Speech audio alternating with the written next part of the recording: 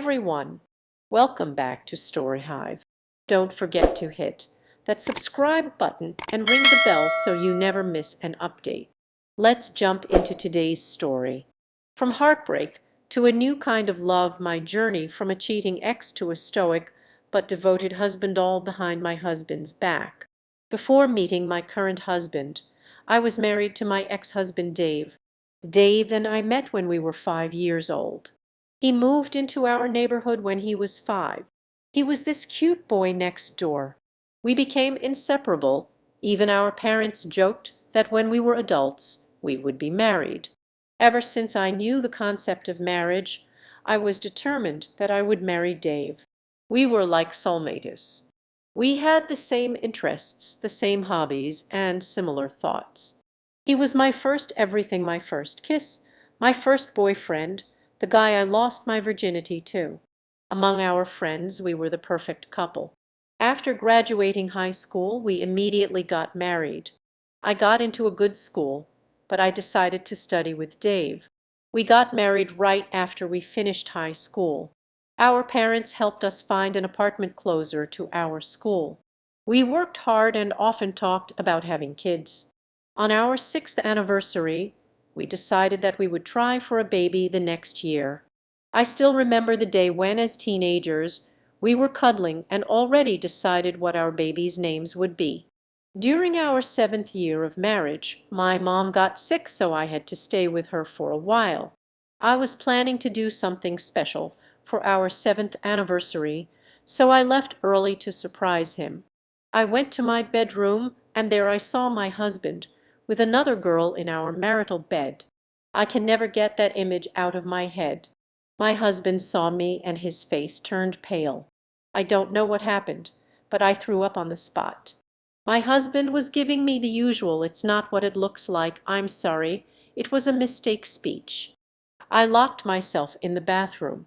I somehow mustered my strength and called my friend to pick me up. Just don't listen to Dave.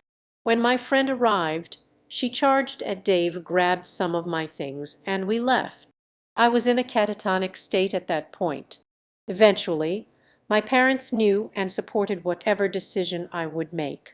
Dave's parents, however, wanted us to be together. There was a huge fight, but eventually we settled for divorce. My whole fairy tale fantasy just shattered. I was spiraling into depression. My parents booked me therapy for 2 years. I was like a living corpse. After that, my friend pushed me to go on a date.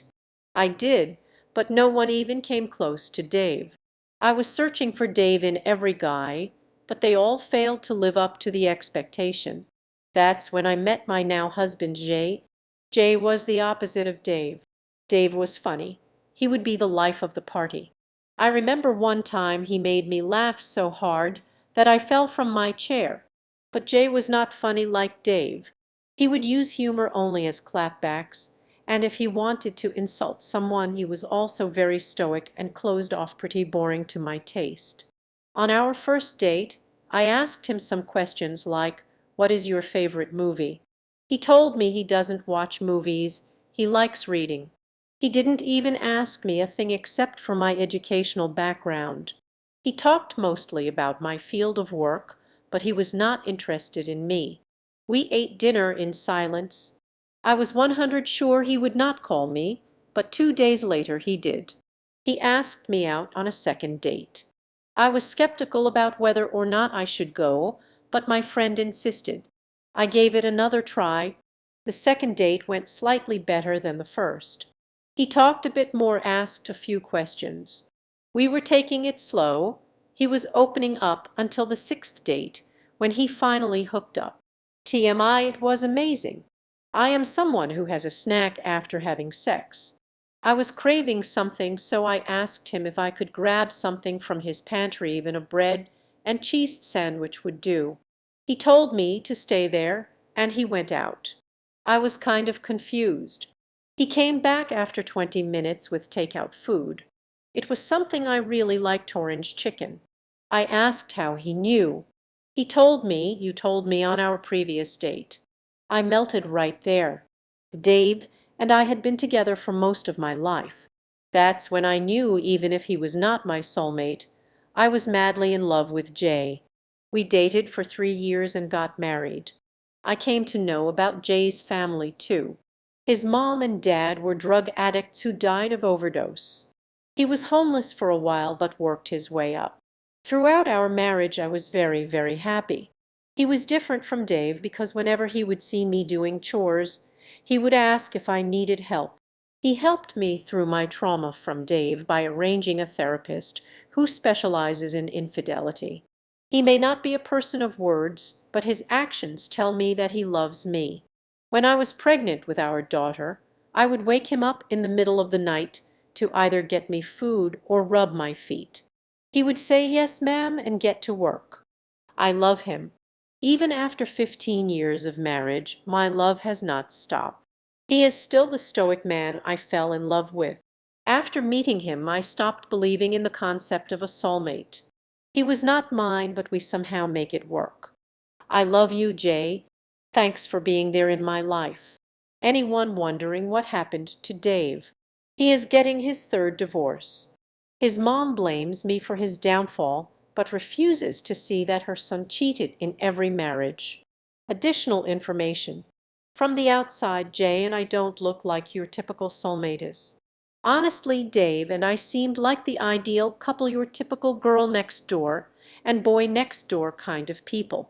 Jay, on the other hand, was a bit more closed off. When I first started dating him, I actually thought he was kind of rude. He has a temper, especially when it comes to people who mess things up. But beyond that, he's a genuinely kind person, especially to those who really need help. Despite his rough edges, there's a goodness in him that runs deep. In terms of our relationship, Jay's the kind of guy who keeps things spicy, and yes, even after all these years, he still surprises me with dessert. It's the little things, you know. But of course, not everyone has been supportive of us, especially not Dave's mom. She blames me for his downfall. Can you believe that? In her mind, if I had just stayed with him, maybe he wouldn't have become a serial cheater. She even tried to convince me to stay, knowing full well about his cheating, claiming I could have fixed him. It's absurd. She blames me for his failures, saying he was a mess because of me, not because he was sleeping around behind everyone's backs. As for Jay, I wouldn't call him my soulmate. He doesn't even believe in soulmates. When I asked him about it once, he told me he thought the idea was crap, like horoscopes, something people believe in because it makes them feel better. He even thinks that a lot of good relationships get ruined because people are chasing the idea of a perfect soulmate. I was a little devastated when he said that, but that's Jay, always practical. Can you believe that in these 18 years, we've only said "I love you" maybe 5 times? I've always wanted to say it more, but that's not really how we operate. Still, even without all the romantic fluff, there's something real between us, and that's enough. Update 1. My husband, 47, and I, 46, have been together for 18 years and married for 15. My husband is not the type who always shows his feelings. He is very stoic, smiles on very few occasions, and maintains a routine. Some even say that he is a robot, but I don't think so. I am someone who is very outgoing and completely the opposite of him. Before I was married to him, I was married to someone else who cheated on me. I used to say "I love you" a lot in my first marriage, but after my divorce, I had some sort of aversion to those words. Over the last 18 years, we have said "I love you" only 5 times. The first time was when we were dating, the second was on our wedding day, the third and fourth were when our daughter and son were born, and the fifth was 5 years ago on Christmas, when we were really tipsy because of the drinks. I wrote a post about how I met him and how we got together, but it made me realize that we haven't said "I love you" to each other for a long time. It didn't bother me. Even if he never said it, he always shows that he loves me through his actions. He does chores for me, always gives me a foot massage, makes me my favorite dish, and even kisses me out of the blue. I do not have any complaints. He is the best husband anyone could ever ask for. but this was something that has been on my mind. Should I bring this up to him or just continue like this? I would like to hear your opinions on it. Update 2. I've been reflecting on whether I should bring up the I love you issue with Jay.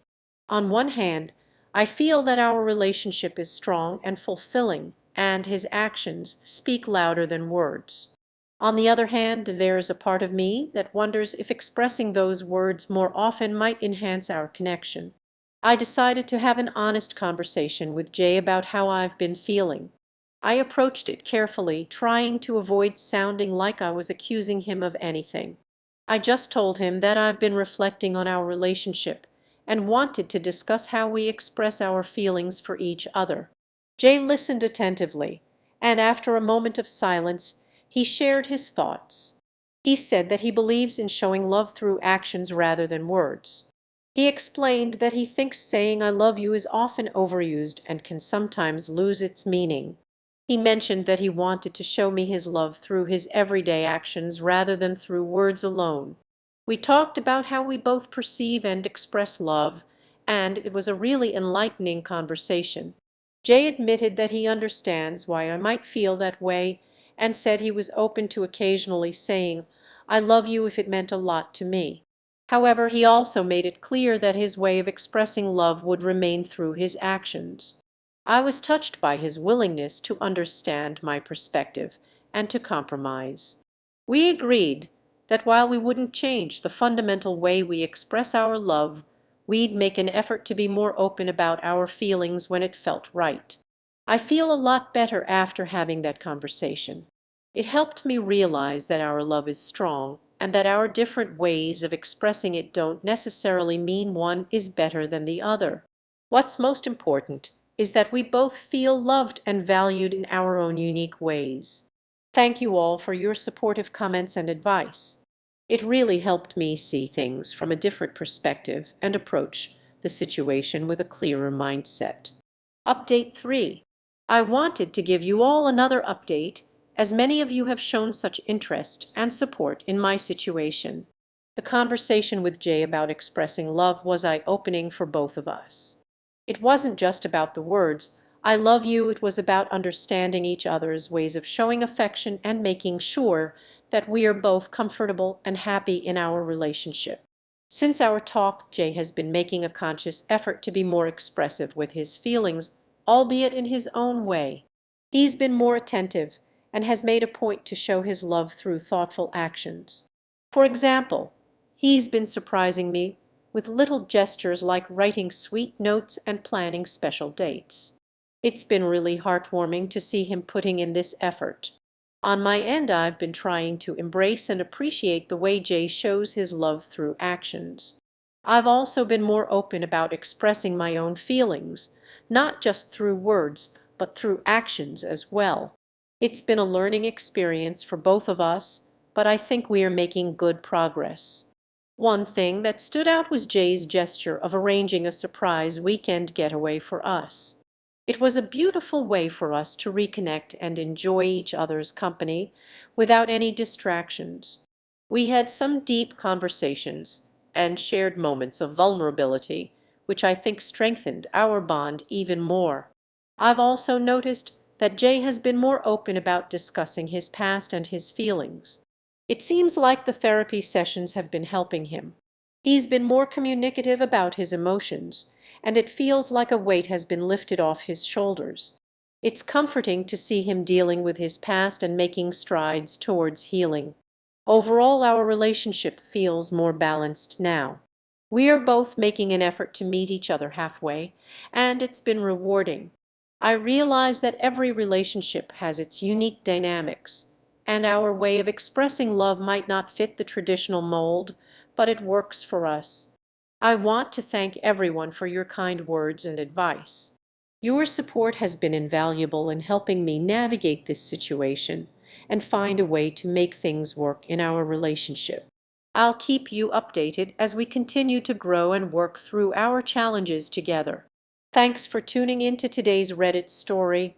If you enjoyed it, please give this video a thumbs up and share it with your friends. And if you haven't already, make sure to hit that subscribe button and ring the bell so you never miss out on more amazing stories. See you next time.